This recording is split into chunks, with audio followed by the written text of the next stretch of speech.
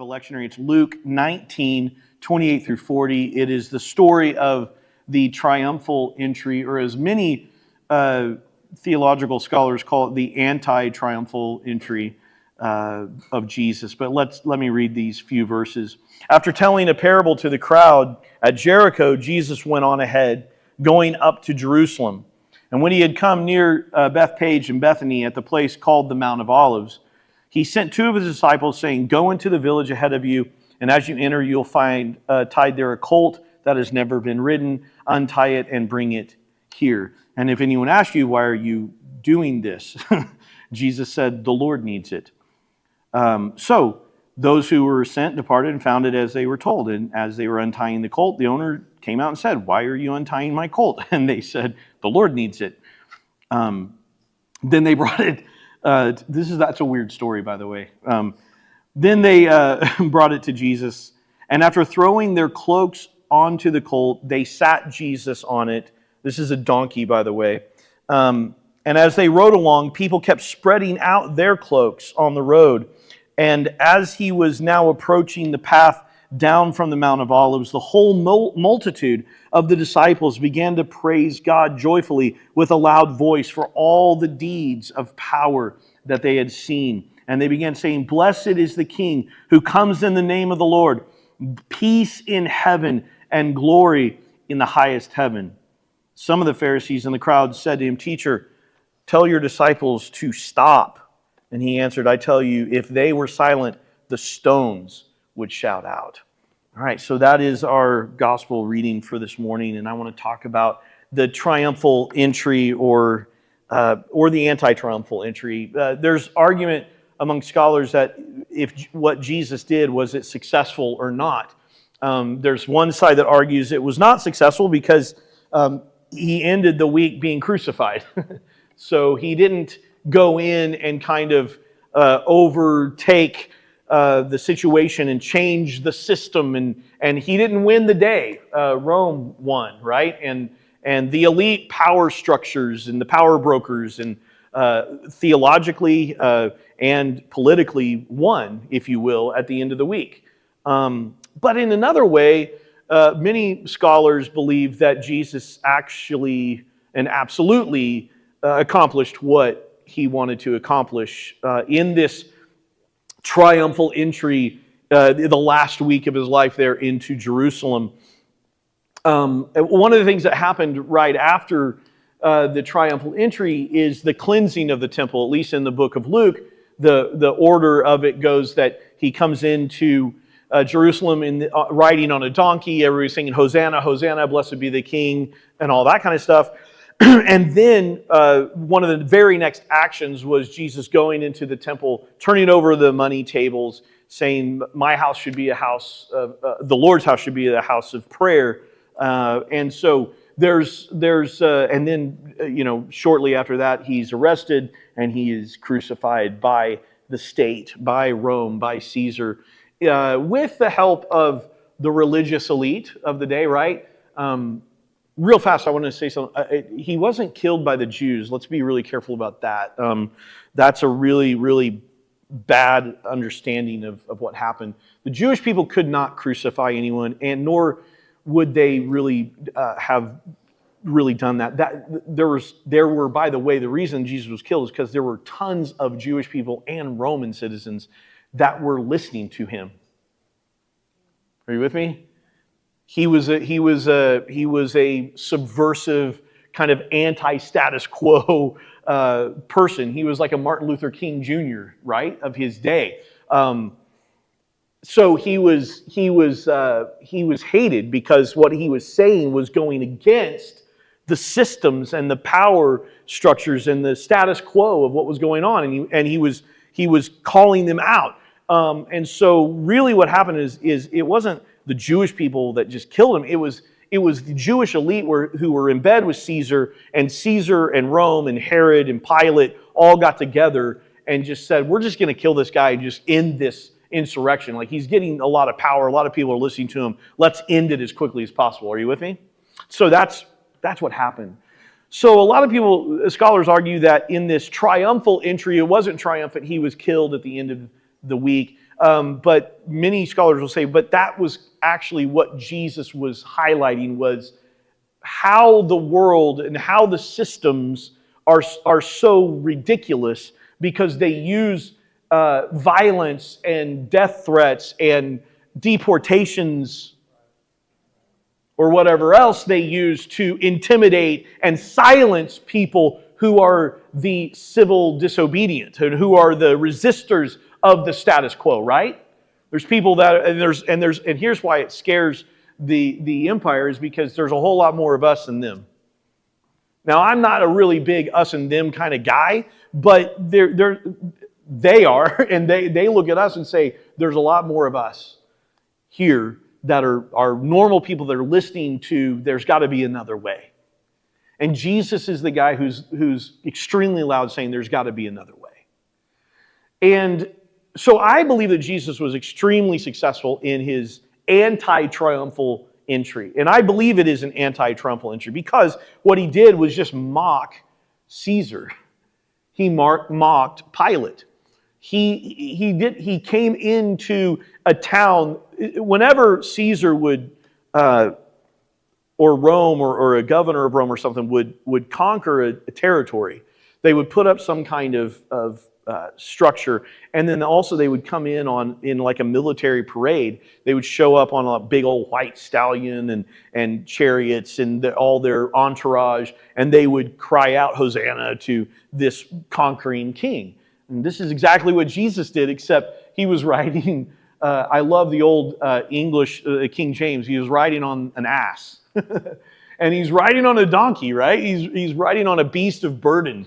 He's not on this big, huge white stallion that's like a form of war. He's riding on, by the way, he was riding on a donkey that was synonymous with the working class. He wasn't saying, my power and my focus is on the elite and the billionaires and the billionaire class, but my focus is on those who are the everyday people who are being so squeezed out by the systems of politics and, by the way, the system of religion, right? Because what Jesus did when he comes in on the donkey, he doesn't, for all intents and purposes, he doesn't take a left and go down to Pilate's place. He takes a right and goes down to the temple, and he turns over all the money changers. He's saying, like, this is the way that we are living is so caught up in the way and the systems of power that are destroying most people and not helping hardly anyone. And Jesus says, I'm going to come in and I'm going to do something different. And they kill him for it. I think Jesus kind of knew that if he didn't shut up, he was going to get killed. I think Jesus knew, if I don't want to get killed, just avoid Jerusalem. Just avoid the temple. Just go back to Galilee and just preach your stuff and do your stuff, and you might ruffle some feathers, but you're not going to probably get killed. Jesus went right into the lion's den. Jesus went right to the seat of power. That was yes, it was religious. It was the temple. It was Jewish, but it was not what God wanted, and they were going the way of Caesar, and he's calling it out.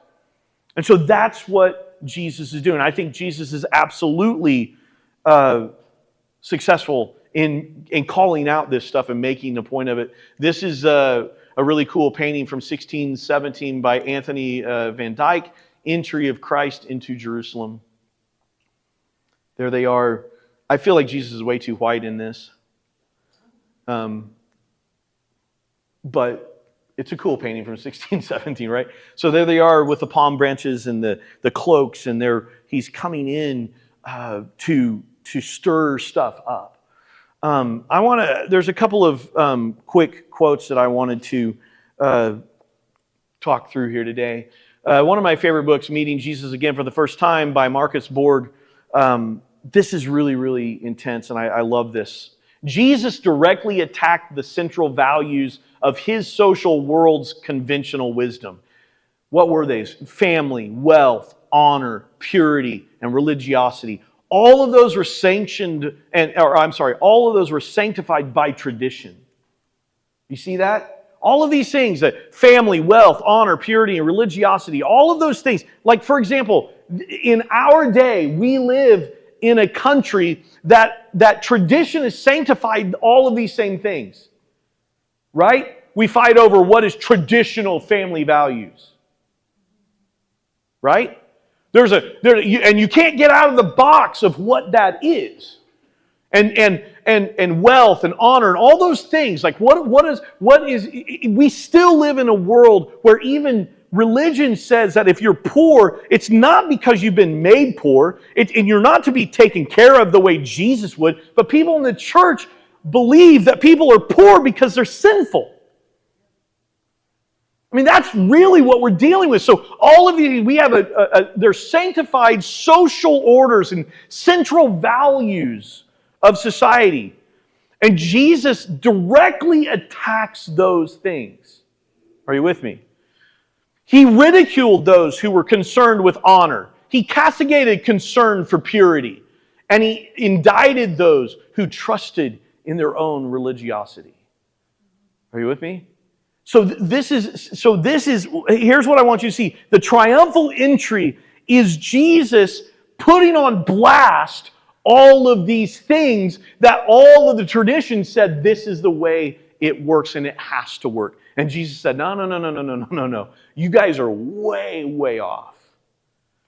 And so he comes in and he ridicules, he makes fun of, he mocks Caesar. He mocks Caesar for the way they do things. He mocks the temple elite that are in bed with Caesar for going along with these traditions. In Jesus' ministry, women were always welcomed. Children were always welcomed, right? He hung out with tax collectors and sinners and transsexuals. Are you with me? Like, whoever the most marginalized, hated group is, Jesus is like, those are my people. Because Jesus was putting a mirror up to society saying, look at what you think is wrong. It's ridiculous.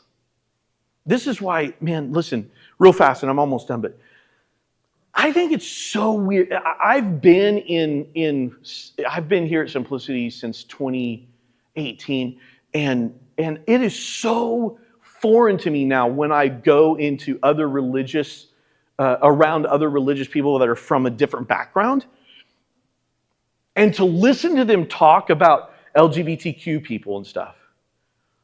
Like, it's weird. Like, to me, literally, like Lindy and I were like, when we're confronted with that, we're like, oh, that was like a shock to the system. Because it's like, I've been around so many LGBTQIA plus people since 2018 that it's just like, it's like there's literally nothing out of the ordinary of someone who is a lesbian or who is gay or who is trans. Like, you know what I'm saying? Like, it's out of the ordinary of maybe the system that I grew up in. But when you're around people all the time, you realize these are just normal people. Are you with me?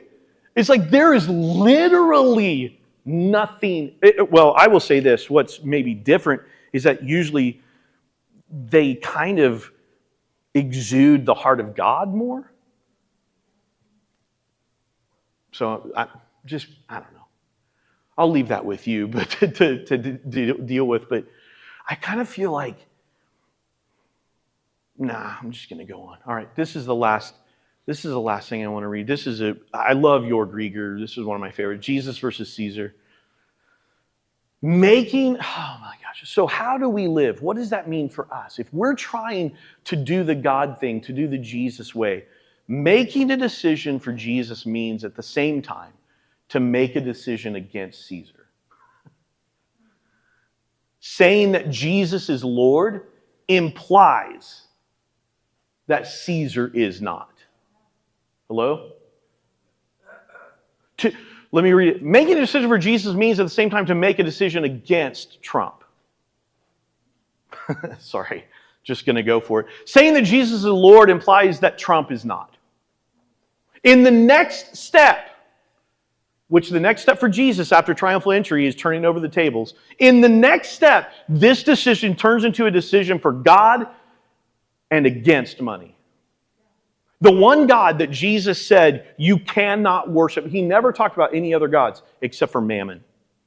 And mammon, by the way, is just wealth. It's just the system of making yourself, getting wealthy. Jesus is the one who said it's harder to enter into for a camel to go through the eye of the needle than for a rich person to get, or it's harder for the rich person to go into heaven than okay, I'll move on. But you know what I was saying.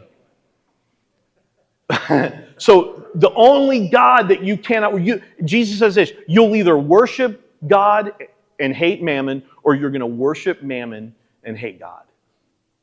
Now, I'm going to leave that with you because you're going to have to deal with your own struggle with money and wealth and all those things around it. Are you with me? I don't want, because some of us make decent money. This is a hard one because we've got to kind of wrestle with where is our faith? Where is our decision? Where is our intensity? And so to the next step of saying that Jesus, and the way I want to live is the Jesus way, is to make it turns into a decision for God and against money. So how do we then live in the world when we're deciding for God and against money? Listen, I'm going to leave that to you. I know that's a horrible, terrible thing to do to you. But I want us to wrestle with this. Jesus took a turn, went to the temple, turned over the money, which was symbolic and metaphoric of that we are worshiping the wrong God. We're caring about the wrong things. And so as we more and more divorce ourselves from the social values, which Jesus was pushing them to do, I think he would do. It's the exact same problem today as it was then. Amen? Are you with me? Like it's the same thing. So we're caught in this thing of the status quo, of the powers that be, of the way things just are.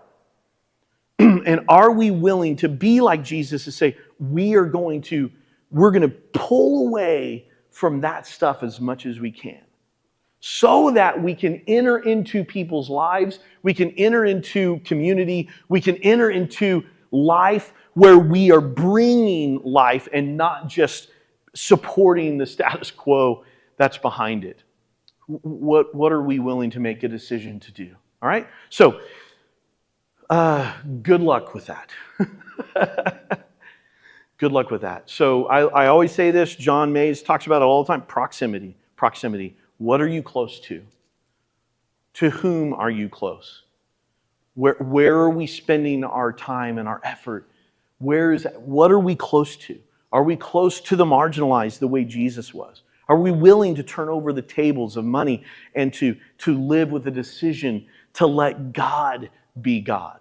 How are we doing that? How are we living in this particular setting and social values? All right?